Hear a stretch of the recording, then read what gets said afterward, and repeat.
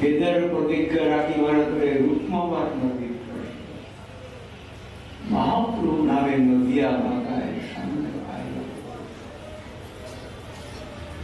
নন্দরূপ যিনি চৈতন্য গোসাইকে নাম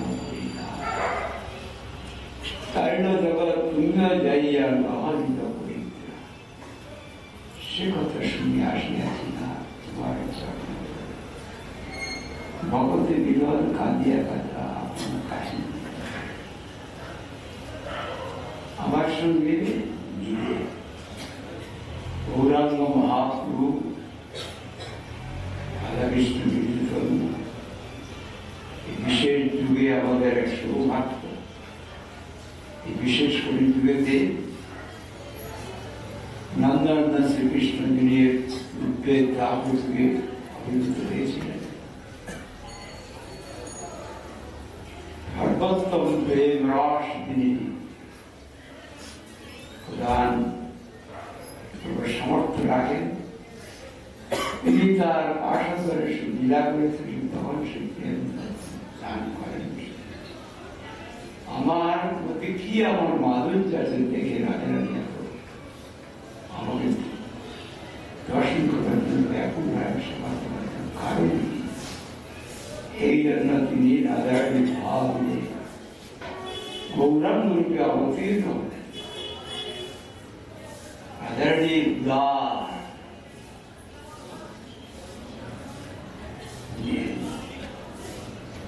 নিজের দুঃখটাকে কি করেন না বলি আপন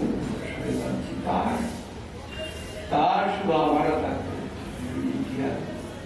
তার হলো মহান সেই দুঃখ সেই দুঃখটা আমরা মনে করছি সেটা আমার সৃষ্টি তিনি ঔদার্যের নামে অধীন হয়ে তিনি তার পার্শ্বদ ধর্মবিভাগ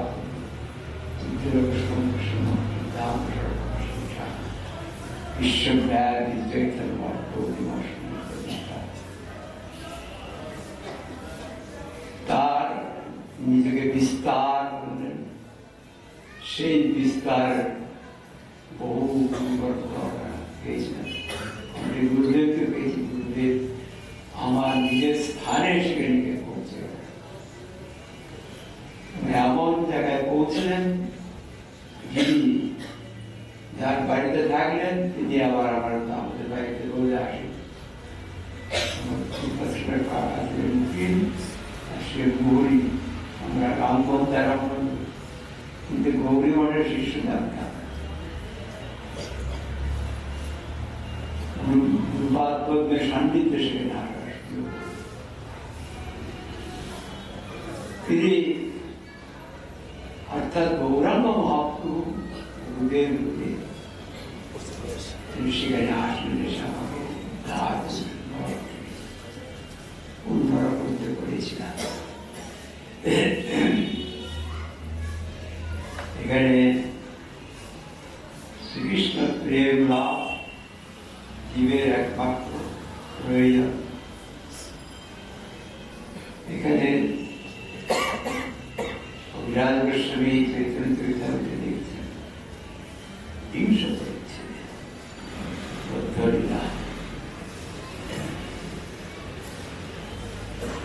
শাস্ত্র করে সম্বন্ধ বিদ্যা করে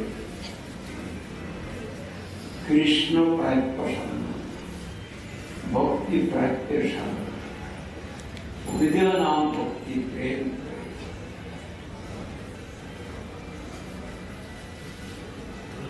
পুরুষার্থ শিবনী প্রেম মহান সেখানে বলছেন সে প্রেম মহান পুরুষার্থ এটা সম্বন্ধ বিদ্যা প্রয়োজন যেটা বলেছেন সেটাই মহাপ্রভু তিনি সবাইকে শিক্ষা দিয়েছেন তিনি আবার বিরাট গোস্বামীদের প্রবিষ্ট হয়ে এই গ্রন্থ লেখায় বদনা মহম আমার নিকট অদ্বৈতামৃত মহাপ্রভু অভিন্নশ্বর চৈতন্য ভাগবত মহাপ্রভু অভিন্নশ্বর ভিন্ন নয়। ভাগবত কৃষ্ণ অভিন্ন, সেখানে একটা কথা চিন্তনীয় বিষয়, সেটি কি এখন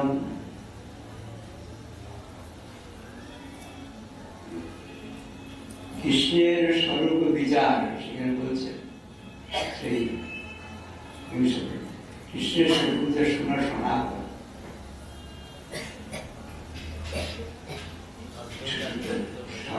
কৃষ্ণের স্বরূপ বিচার শোনা সনাতন।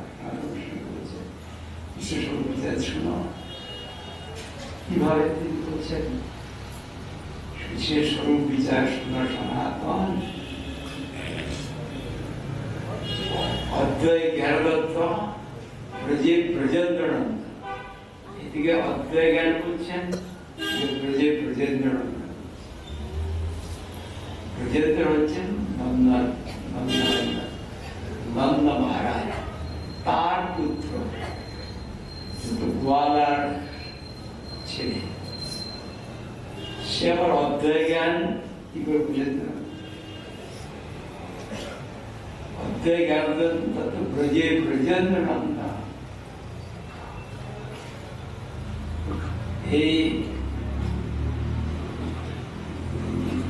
ব্রজেন্দ্রনন্দকে কৃষ্ণ নিজে, ব্রহ্মা নিজে দেখেছিলেন।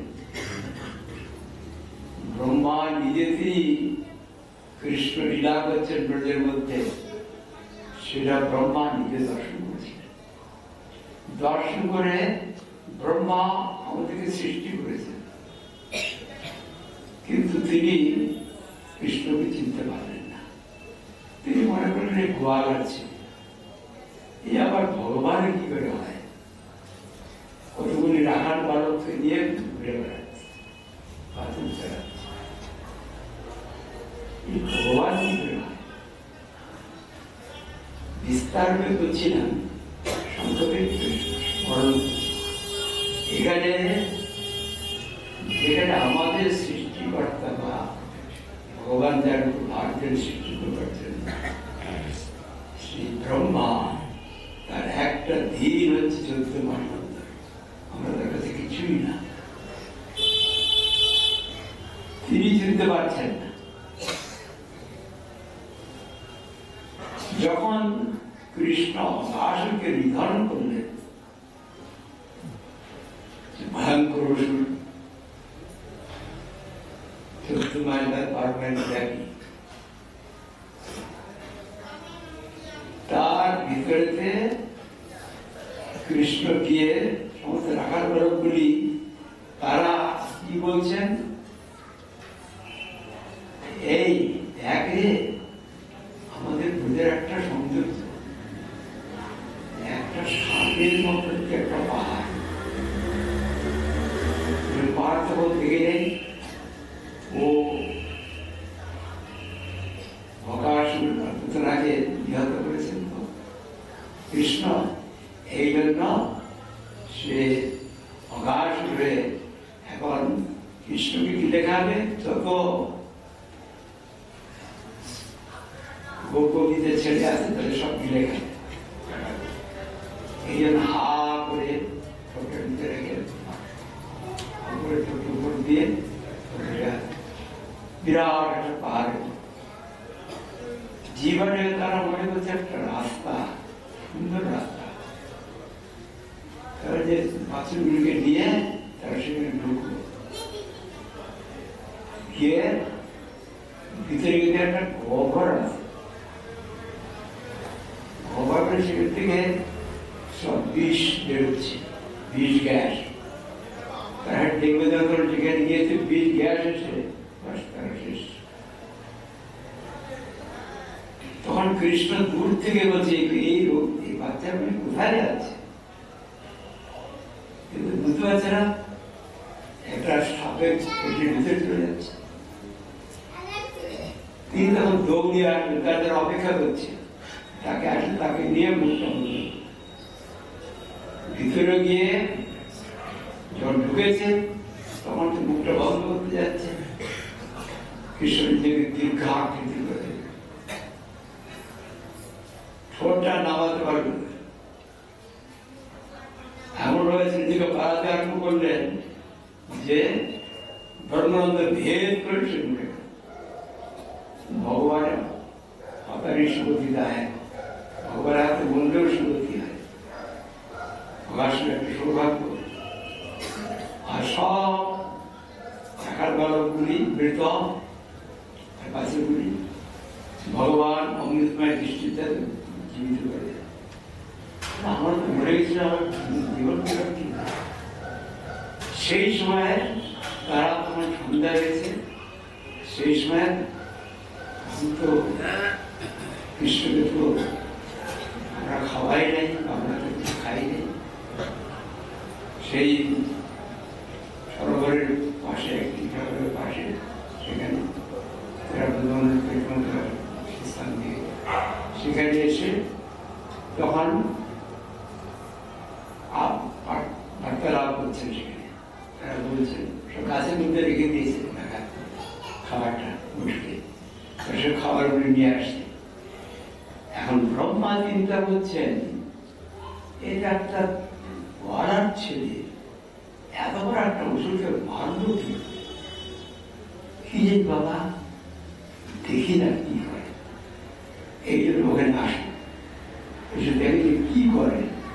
কৃষ্ণ দাঁড়িয়ে আছেন, বংশীটা কোমরে বাম বলে ব্যক্তির বিশাল দাঁড়িয়ে আছেন, বাম আসতে প্রথমেই ব্রহ্মা বললেন ভগবান হলে কখনো বাম হাতে খাই দেখি, ভগবান ছেলে বাম হাতে দাঁড়িয়ে আছে। রাখালওয়ালা পুরী বলছেন কানাইয়া কানাইয়া আজ তো খাওয়া হয় নাই, ওই পরে কাজ করে নিয়ে আসছে, সেটা খেয়ে দেখছে এটা ভালো কি খারাপ। যদি দিতে হয় বা ভালো না হয় এটা দিব না, খেয়ে দেখে যে ভালো, এইখানে আর তুই এটা খা, খা। তখন এটা দেখে ভগবানকে তুই বলছি, ভগবান তো তাকে সর্বশক্তিমান, তাকে সম্মান করবে, প্রণাম করবে, আপনি বলবে তুই তুই খা। এইসব রাখার ভারতীয় সকলের উচ্ছিষ্ট খাচ্ছে। কি কৃষ্ণ বললেন না, ওরা খা, দেখ এখন সন্ধ্যা হয়ে গেছে, ওই টাকা করে বলছে এখন সন্ধ্যা হয়ে গেছে, ওদের নিয়ে আসতে হবে তোরা খা, আমি একে আনতে পারবো, তোরা খা বলে কৃষ্ণ গেছে সে বাছগুলি এই আনতে। সে বাছগুলি অন্বেষণ করছেন, কোথাও দেখতে পাচ্ছে না, অনেক দিদিকারা কেউ বলতে পারছে না, না আমরা দেখিলে জানি না। তখন ব্রহ্মা চিন্তা করলেন ভগবান তিনি আমার বাসুদেব সর্বজ্ঞ, সর্বজ্ঞ তিনি জানেন না কি করেছেন। ব্রহ্মাই বাছুরকে উঠিয়ে নিয়ে একেবারে কোটি কোটি মাইল করে সমুদ্রের পায়ের কবরে রেখে দিয়েছে। এখন সেখানে তিনি কাঁদছেন, তখন কাঁদছেন, চিন্তা করছে। তাকে চিন্তিত দেখে তখন ব্রহ্মা চিন্তা করলেন যে কখনো ভগবান নয়, ভগবান তো সবকিছু জানে, আমি যে নিয়ে গেছি আমার ইষ্টদেব তিনি সর্বশক্তিমান, তিনি সঙ্গে সঙ্গে তাকে সর্বশক্তিমত্তা সেখানে রয়েছে। সর্বশক্তিমত্তা নেই, এই বর্ণের কতটুকু জিজ্ঞাসা করছে, কোনো জ্ঞানই নেই। ফিরে এসে দেখলেন বাছুর ওই রাখার বালকগুলিও নেই। তখন আরো চিন্তা, সে বারবারকে গিয়ে ওই সময় পাড়ে জিজ্ঞাসা করছে, একবারে যমুনার দ্বার পর্যন্ত নিকটের সাথে পাচ্ছে। তখন তিনি কাঁদছেন, আমি কি করে এখন ফিরে যাব? ব্রহ্মাদেব, তুমি এখানে বসে কাঁদ, আমি এখন আসছি। যখন ব্রহ্মা চলে গেলেন, কৃষ্ণ মুচকে হাসলেন।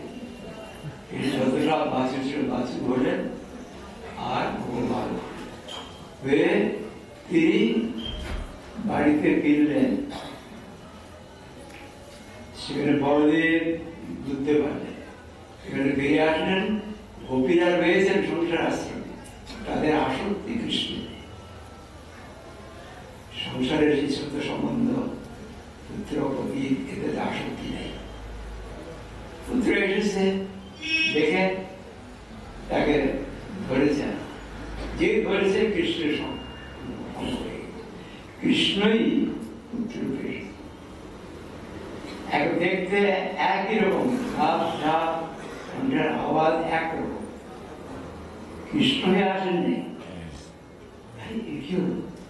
দিয়ে এমন আনন্দ হচ্ছে যে একেবারে দুই চোখ দিয়ে অশ্রু বর্ষিত হচ্ছে, আর করে করে নিয়ে আর নিচে নামাতে পারছে না। আমরা এখন সংসারে আবদ্ধ হয়ে গেলাম। একদিন তো আমার সংসারে আবদ্ধ ছিল, এই বুদ্ধির প্রতি এত আসক্ত হচ্ছে, কি হচ্ছে? সব যারা সে গোপীরা, তারা একটা ইচ্ছা করেছিলেন মনে করতে যে যশোদা মাতা তিনি স্তন পান করান গোপালকে, আমরা কি গোপালকে পুত্র পাবো? আমরা কি স্তন পান করাতে পারবো? এরকম দুঃখ হচ্ছে। ভগবান হচ্ছেন ভগত বৎসল। ব্রহ্মার কি সাধ্য আছে নিতে পারে, কিন্তু ভগবানের ইচ্ছা তিনি সেই ভক্তের ইচ্ছা পূর্তির জন্য এটা বড়দেব বুঝতে পারলেন, এটা কৃষ্ণের কারসাজি। সকলে এরকম বিকার গ্রস্ত হচ্ছে, অষ্টসাত্ত্বিক বিকার। গা দিয়ে তারাও মুনি ঋষি, তার গা দিয়ে জন্মগ্রহণ করেছে, সাধারণ গাভী নয়। তার চিন্তা হচ্ছে আমাদের দুঃখের দ্বারা কৃষ্ণের সেবা, কৃষ্ণকে বাছুর হয়ে এসে আমাদের স্তনেতে মুখ দিয়ে স্তন পান করবে, এরকম কি ভাগ্য হবে? সে বাছুর সেখানে এসে গেছে। এখন বাছুর এসে গেছেন, সেই বাছুর দেখে নূতন বাছুর হলে তাতে গাভীর বেশি আকর্ষণ হয়। এই পুরাতন বাছুর কৃষ্ণ বাছুর রূপে এসেছেন। কৃষ্ণ হচ্ছেন রূপে শুনলেন কৃষ্ণ, এত কিছু আছে নষ্ট দিতে পারে কৃষ্ণ। আনন্দ একটু পরমানন্দময় সৎকার, সেটা হচ্ছে কৃষ্ণ। কৃষ্ণ কৃষ্ণ আকর্ষণ করে আনন্দ দেন, আনন্দ পান, সর্বাকর্ষক সর্বানন্দদায়ক। কৃষ্ণ হচ্ছেন তিনি অনুভূত অনু, এটা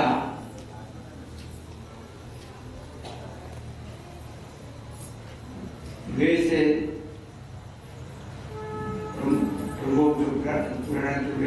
প্রমাণ রয়েছে, তথাপি সেই সব প্রমাণ বলছি না। তিনি অনু হইতো অনু, আবার বিরোধ হইতো বিরোধ।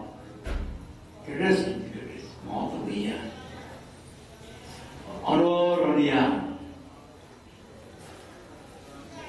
তত্ত্ব তত্ত্বম জ্ঞানমধ্যম ব্রহ্মেতি পরমাত্মা ভগবানের সম্পর্কে।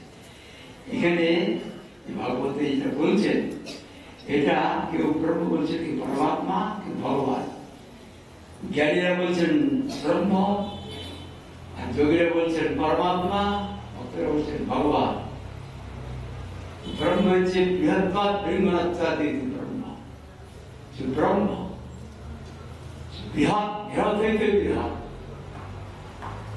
ভগবান তিনি বৃহৎ হইতে বৃহৎ, আবার অনু হইতে অনু যে জীব তার যদি অন্তর্যামী রয়েছে অনরণীয়, আবার মধ্যম, আবার সর্বমস্তকার ভাব ভগবানের রয়েছে,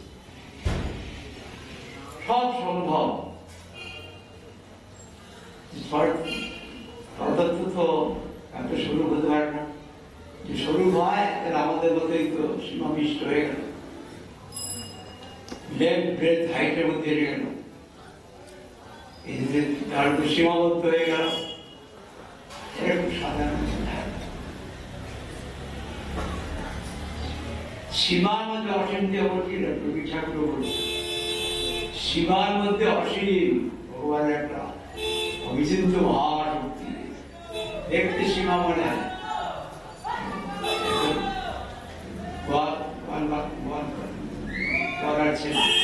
কিন্তু তার মধ্যে অসীম।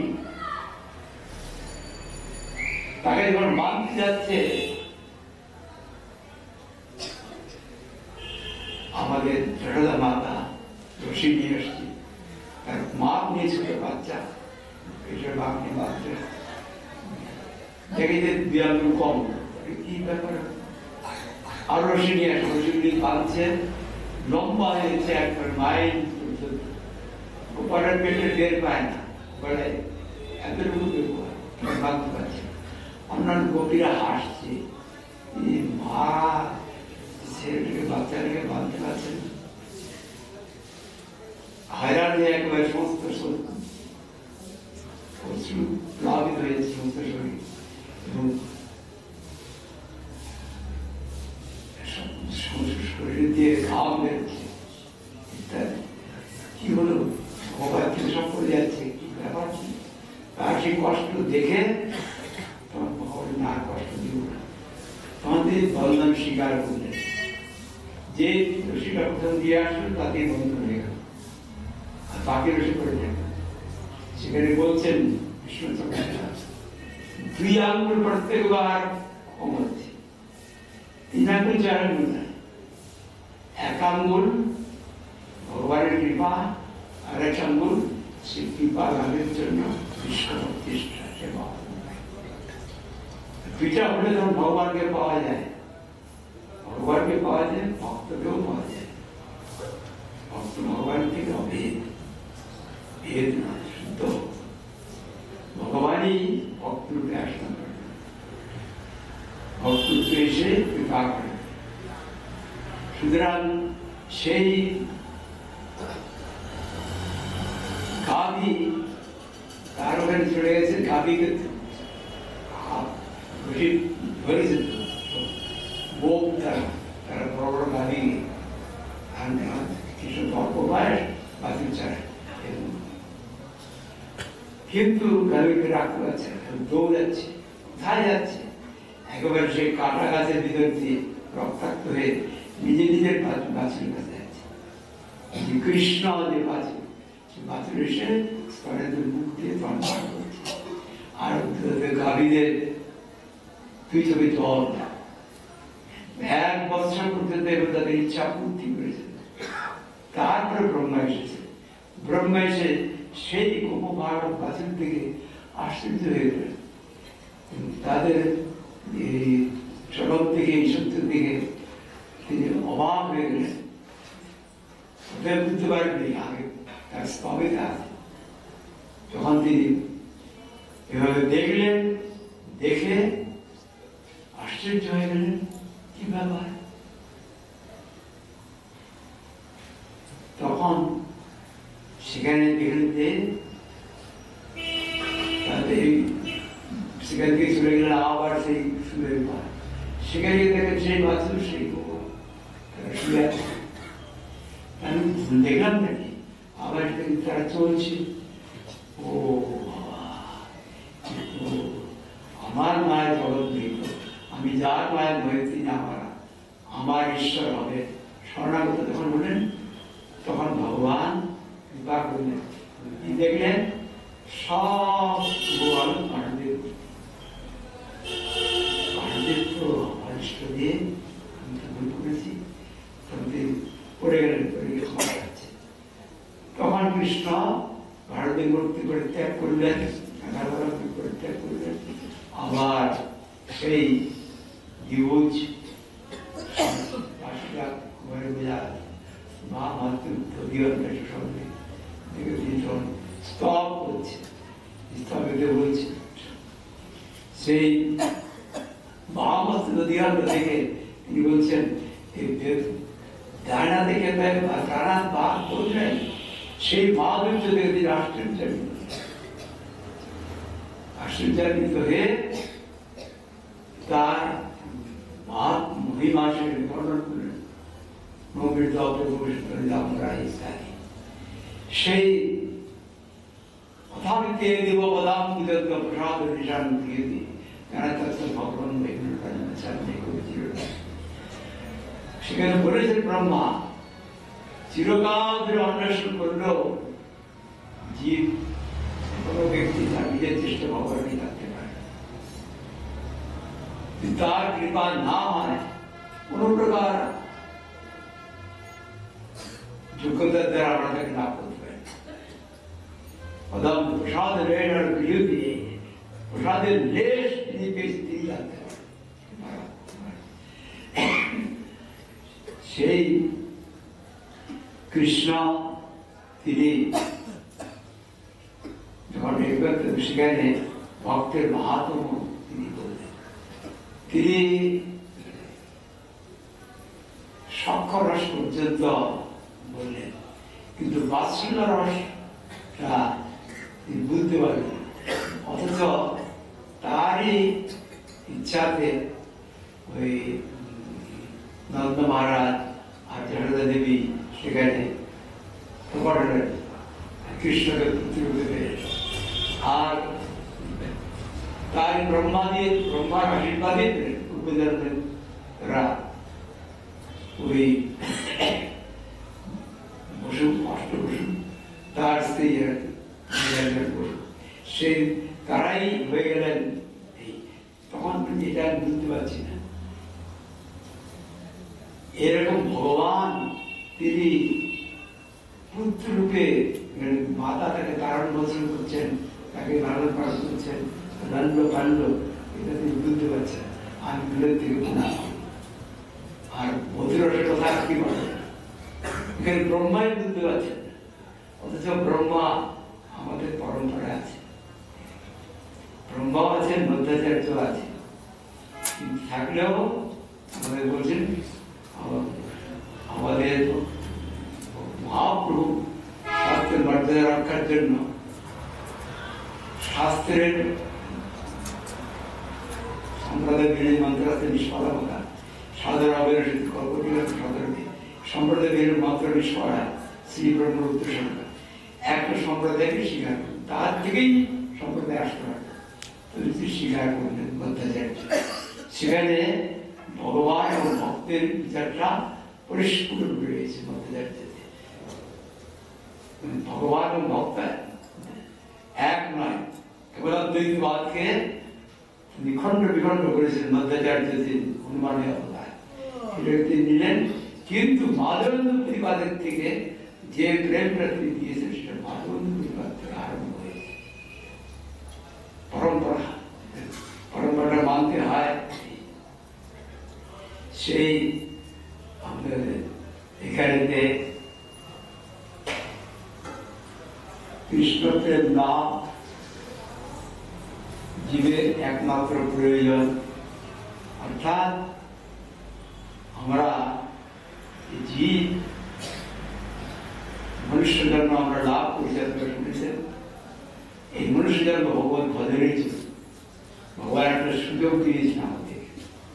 যদি সুবিধা আমরা নষ্ট করে দিই, একদিকে প্রত্যেক যুগেতেই প্রবর্তন নাম সংকীর্তন চারিবা ভক্তি নাথা চারিবা ভক্তি নাথা আপনি কোনো ভক্তিভাব ভক্তভাব অঙ্গীকারে আপনি হাতে ভক্তি সে অংশ করেন, নিজের তিনি ভক্ত ভাব নিয়ে আচরণ করবেন, অর্থাৎ ভগবান নিজেই ভক্ত হলেন। চারিভাব মানে দাস্য সক্ষম আছে। আগের যে ভাব রায়রানন্দ প্রসঙ্গেতে এই বর্ণাশ্রম ধর্ম থেকে আরম্ভ করে কর্মার্পণ ইত্যাদি সব পড়েছে, সাধারণত বিষ্ণু ভক্তি ইত্যাদি করে জ্ঞান মিশ্রা ভক্তি সে দেহ বাহ্য কিছু নয় করেন। তারপরে বলছেন জ্ঞান শূন্য এবং হয় প্রেম ভক্তির থেকে, তারপর থেকে আরম্ভ প্রেম ভক্তি, প্রেম ভক্তির শান্তরস দাস্য সক্ষ বাৎসল্য মধু, তার মধ্যে রাধা প্রেম সর্বত্র আরাধ্য শক্তি সার যে ভাব, প্রেম প্রেম সার ভাব, ভাবের মহাভাব মহাভাব স্বরূপ রাধারা করি।